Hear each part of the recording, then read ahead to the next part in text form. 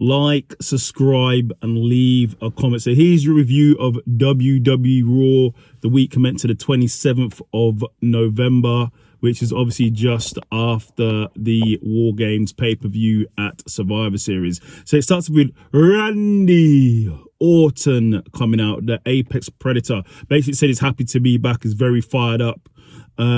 It was the first time also he's ever been in a War Games match. I think, yes, he's never been in a War Games match before. I didn't actually know that. He's done everything else, but he's never been in a War Games match. Also, he said he's back for the Bloodline, and he said he wants every single member of the Bloodline. And he said every single member, and he even winked at the camera.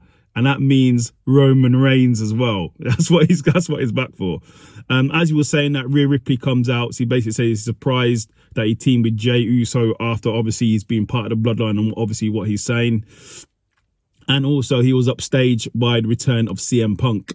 And then Randy was like, every week I keep hearing mummy, mummy, mummy, just to let you know, daddy's back. And then everyone had said, basically, who's your daddy in the crowd, which was quite funny. And then Randy Orton also says, nobody tells him what to do, alluding in what Rhea Ripley was saying to him, basically. And then Randy's attacked by Dominic and JD, and they both get taken out.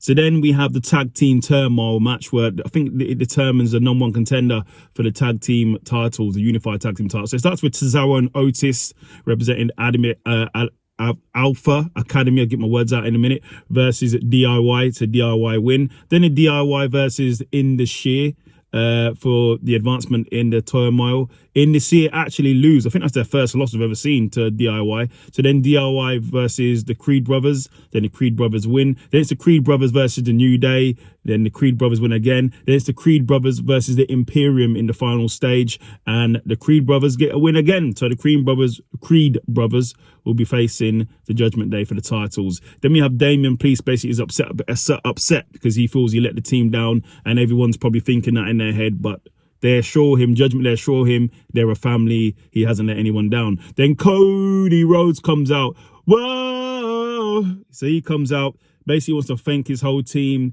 everybody, including Seth Rollins and everybody. He also welcomed back CM Punk. So it seems like them two are pretty friendly. And then also announced that he's going to be the first entrant in the Royal Rumble coming up on the 27th of January. Then he's also attacked. Then a screen comes on, and then you have Shinsuke Nakamura calling out Cody Rhodes. And in normal Shinsuke Nakamura form, he takes out Cody Rhodes from behind, attacks him from behind, I should say, and then sprays mist in his face. Then we have Bronson Reed versus Ivar in a decent match, but it turned out to be a big brawl, and it was a double count out. Then we have R-Truth back. He's back now. He's in the back eating in Judgment Day's locker room out there, sitting area. He was eating some jelly rolls, wherever they were, making a mess everywhere, and the Judgment Day was not happy. Then we have Nia Jax versus Zoe Starks in a great match. Go and watch it, you haven't seen it, but in the end Zoe Starks loses and Nia Jax wins. Then we have The Miz challenging Gunther again for another match at his title, but Gunther basically says, you ain't on my level. Then we have Seth Rollins come out. So Seth basically comes out. He said he's not going to talk about CM Punk. He doesn't want to waste his breath talking about CM Punk. If you remember, in January 2023, he did call out CM Punk and called him not good for the industry. So then he just basically says he needs a new title challenger for his belt. Then Drew McIntyre comes out and basically says he just wants another shot. Give me another shot. And then he just basically said to Seth, when he first fought him, he had more emotions attached. Now this time he's going to be cold, basically. But then Seth goes, nope, he's defending the title against Jey Uso, somebody who Drew doesn't like. And then basically Drew took out Seth for his problems.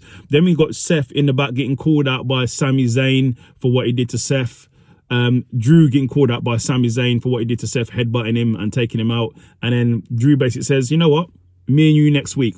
Then we have Tegan Knox and Natalya versus Chelsea and Piper for the women's tag team titles in a great match. Go and watch, you haven't seen it, but in the end they are still your tag team champions, and Chelsea and Piper defend. Then we have Jey Uso in the back talking to Randy Orton. Obviously Randy said he's coming for all the members of the bloodline. Jey Uso apologizes to Randy. Randy accepts his apology and also says that he's not going to be coming for him at any point. But this is Randy Orton. Anything could happen. Then we have Randy Orton versus Dominic Mysterio in his return match to Raw. Really good match, but it was a dominant performance from Randy Orton, and he took him out with a RKO, and that was that. Then we have the main segment. CM Punk makes his long-awaited return. Basically, comes out and says he's home. He's home. He's back where he belongs. He said he misses the fans from the WWE. He loves this place and is back where he belongs. Also, he says AJ sends her regards as well. Then he says everybody in the back is afraid, which is why they hate him, because they're afraid, because he's now going to raise the bar on the mic, in the ring, and at the commentary desk. So basically, he says he's coming for everybody. So we'll see what happens. So yeah, that's the review of Raw.